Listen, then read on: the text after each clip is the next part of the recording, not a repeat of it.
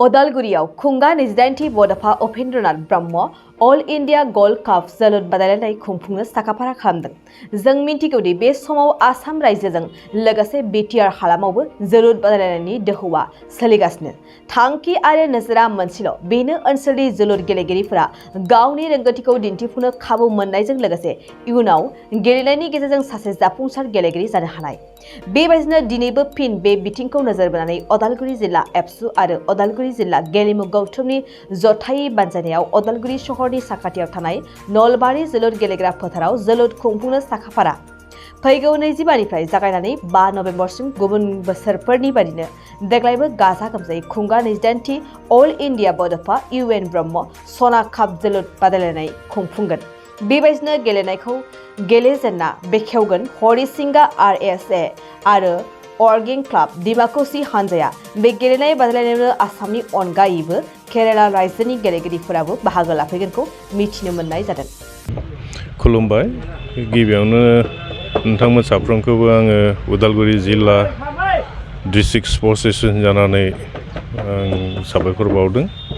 जे नोंथांमोना बयबो मिथिगौ जोङो उदालगुरि डिस्ट्रिक्ट स्पर्ट्स एसोसिएशना दिनै नैबे देग्लायजों 28 बोसोर जोङो बड'फा उपेन्द्रनाथ ब्रह्मनि मुङाव जोङो मोनसे जोलुर बादायलायनाय जों होबोगासिनो दङ आरो बे जोलुर बादायलायनाया दिनै फैयै फैयै 28 बोसोर जाफैबाय आरो बे बोसोराव जोङो उदालगुरि डिस्ट्रिक्ट कमिटि आबसुजों लोगोसे उदालगुरि डिस्ट्रिक्ट स्पर्ट्स एसोसिएशना माने बेखौ खुंनो आखायाव लादों आरो बियो फैगौ 25 अक्ट'बरनिफ्राय 5 नभेम्बरसिम बे खेलाया सोलिगोन आरो बेवहाय मोन 10टा जोलुर बादायगिरि क्लाबफोरा बेवहाय बाहागो लादों आरो बेवहाय गिबियावनो आं मख'नो सानदों एसएबि गुवाहाटी, इउनाइटेड चिरां दुवार एफसि चिरां आरो बेनिफ्राय क'क्राझारनिफ्राय बारहुंखा क्लाब, डिमाकुसिनिफ्राय अर्गें क्लाब आरो बेनिफ्राय नगावनिफ्राय सन्जीवन समाज एफसि आरो लोगोसे जोंहा नैबे उदालगुरि डिस्ट्रिक्ट स्पर्ट्स एसोसिएशननि सिङाव जि सुपार लिग जाहा जायो, सुपार डिभिजन फुटबल बादायलायनाय जायो, बिनि जि टप 4 टीम मोनब्रै माने गोजौ थाखोनि जि दोलो दोङो बिसोरो बेवहाय बाहागो लागोन आरो आं आसा खालामदों गाबोन जोङो बेखौ बेखेवजेननो थांगासिनो दङ आरो बेवहाय गासै रायजो राजानि जों हेफाजाबखौ मोनगोन आरो बेनिफ्राय गाबोन जोंहा गाहाय आलासि हिसाबै बिटिसिनि मानगोनां गेलेग्रा बिफाननि इएम दावबायसा बर' बिथाङा बेवहाय बाहागो लागोन आरो जोङो बे खेलाखौ दैदेननो थाखाय मोनसे टुर्नामेन्ट कमिटि जोङो दाना होनाय जादों आरो बे टुर्नामेन्ट कमिटिनि चेयारमेना जाबाय जोंनि उदालगुरि डिस्ट्रिक्ट स्पर्ट्स एसोसिएशननि प्रेसिडेन्ट,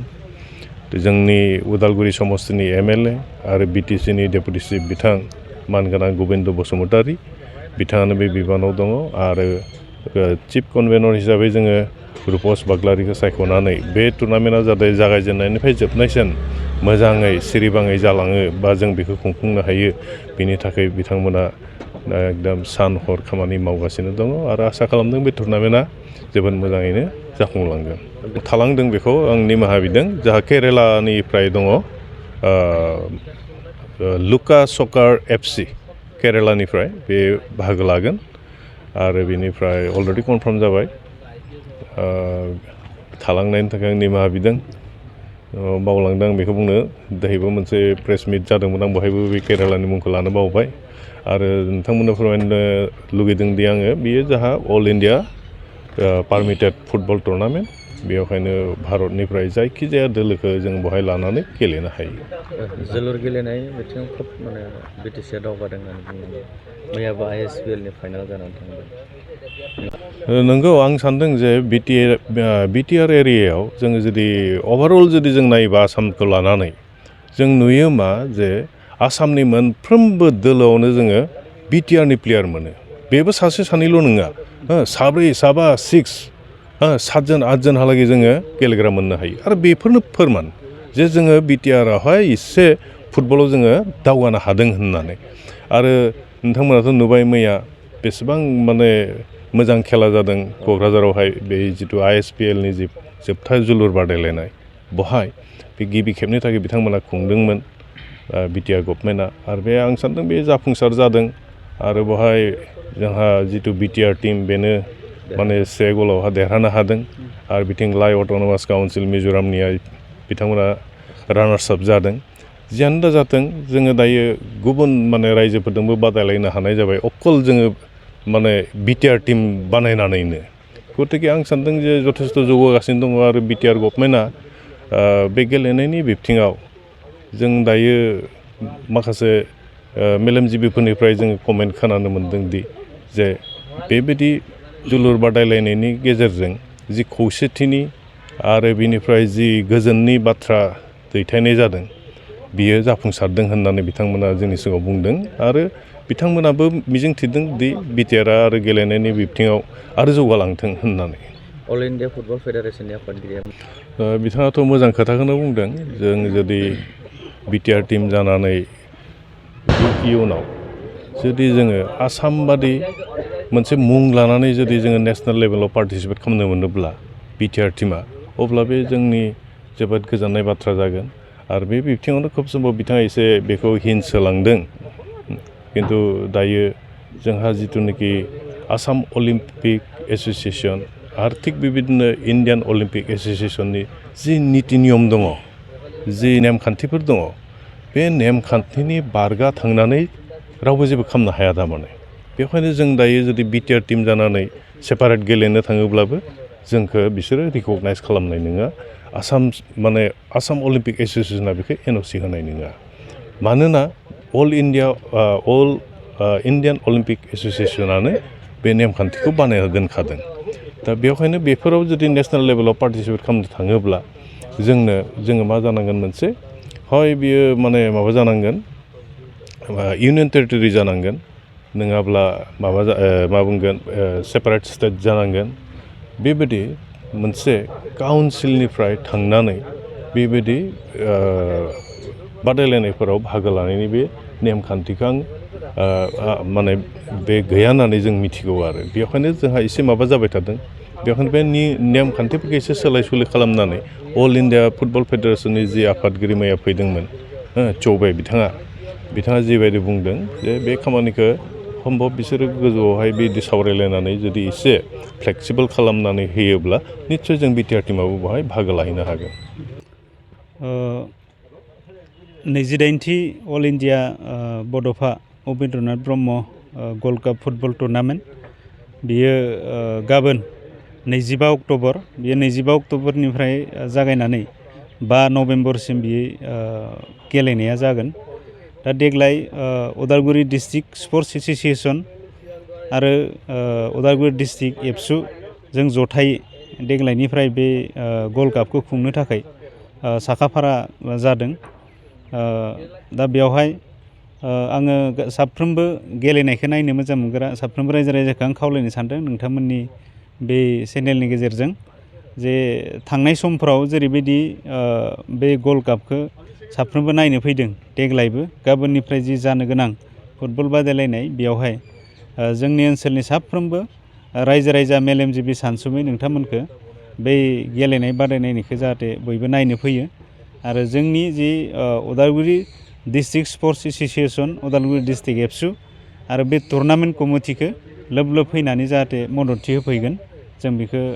साफ्रोम रायजो राजानिफ्राय जों आसा खालामनाय जादों गाबोन बबे समनिफ्राय जागायगोन मा हाबाफारि गाबोनो जोंहा गिबि हाबाफारि हिसाबै डिस्ट्रिक्ट स्पर्ट्स एस'सिएसननि फिरफिला बिरहोनाय आरो दुलाराय बर' फरायसा आफादनि फिरफिला बिरहोनाय थागोन गिबियाव दा बिनि उनाव बड'फानि सावगारियाव बिथांखौ मान होनानै बिबार बावनाय दा बिनि उनाव माखासे कालचार डेमनस्ट्रेसन थागोन आरो जोङो बिनि उनाव थिग जोङो जिहेथु दायो एसे थाब जोंहा मोनायो बेनि थाखाय जोङो खेलाखौ एसे थाब होनो थाखाय जों सिन्था खालामदों 2 बाजिसोआव जों खेला होनायनि थाखाय जोङो साननाय जादों आरो बिनि गेम बेखेवगिरि हिसाबै बिटिआरनि मानगोनां इएम माने स्पर्ट्स इएम दावबायसा बर' बिथांखौ जोङो बेवहाय हांख्रायदों आरो गोबां आलासि बेवहाय बाहागो लाफैगोन बिथांमोनखौ जोङो हांख्रायनाय जादों गुबुन गुबुन दल संगठननि दैदेनगिरि बिथांमोनाबो बाहागो लाफैगोन दा जोङो साफ्रोमखौबो बेयाव हांख्रायनाय जादों। आरोबाव आं खावलायनो सानदों जोंनि जि फुटबल बादायलायनाय बेयाव बयबो लोब लोब फैनानै थांनाय बोसोराव गोबां रायजो राजाया जोंखौ मददथि होफैदों, बयबो बे खेलाखौ नायनो फैदों। देग्लायबो जाहाथे बेबायदिनो फैयो बेनि थाखाय जोङो खावलायहरनाय थाबाय। फोरोंगिरि मावनो गोसो जानाय बिजाथिफोरनि थाखाय गोजोनथाव खौरां। बाक्सा जिल्लानि सालबारियाव थानाय गुड शेफार्ड नेशनेल स्कुलाव गोबां फोरोंगिरिनि गोनांथि जादों। बे फरायसालियाव गाहाय फोरोंगिरिजों लोगोसे आखान्थि फोरोंगिरि आरो साबा आयदा फोरोंगिरिफोरनि गोनांथि जादों। फोरोंगिरिफोरनि मासिखौ बिजाथिफोरनि गेजेराव आनजाद लानायनि गेजेरजों थिसननानै लानाय जागोन। गाहाय फोरोंगिरि मासियाव एप्लाइ खालामनो थाखाय बिजाथिफोरा MA, MSc, BEd डिग्री लानाय इंराजि रोंगौथि गोनां लोगोआव 5 बोसोर गाहाय फोरोंगिरि महरै मावखांनाय रोंगौथि थानाय जानांगोन। गाहाय फोरोंगिरिनि दान बान्थाखौ 14 निफ्राय 20 रोजानि गेजेराव होनाय जागोन। बेजों लोगोसे बिगियान फोरोंगिरि, इंराजि आयदानि फोरोंगिरि, बिगियान आयदानि फोरोंगिरि, हिन्दी आयदानि फोरोंगिरि आरो सासे हस्टेल फोरोंगिरिनि गोनांथि। बेफोर आयदा फोरोंगिरिनि थाखाय गोसो गुदुं बिजाथिफोरा एप्लाइ खालामनोब्ला बिगियान फोरोंगिरिनि थाखाय बिजाथिया MSc आरो BEd डिग्री लानाय जाथारनांगोन। बेनि दान बान्थाखौ 10 निफ्राय 15 रोजानि गेजेराव होनाय जागोन। इंराजि आयदानि फोरोंगिरिनि थाखाय बिजाथिया इंराजि आयदायाव MA खालामनाय आरो BEd डिग्री लानाय जाथारनांगोन। बेनि दान बान्थाखौ 10 निफ्राय 15 रोजानि गेजेराव होनाय जागोन। बिगियान आयदानि फोरोंगिरिनि थाखाय बिजाथिया BSc लोगोआव BEd DLED डिग्री जाथारनांगोन। बेनि दान बान्थाखौ 9 निफ्राय 14 रोजानि गेजेराव होनाय जागोन।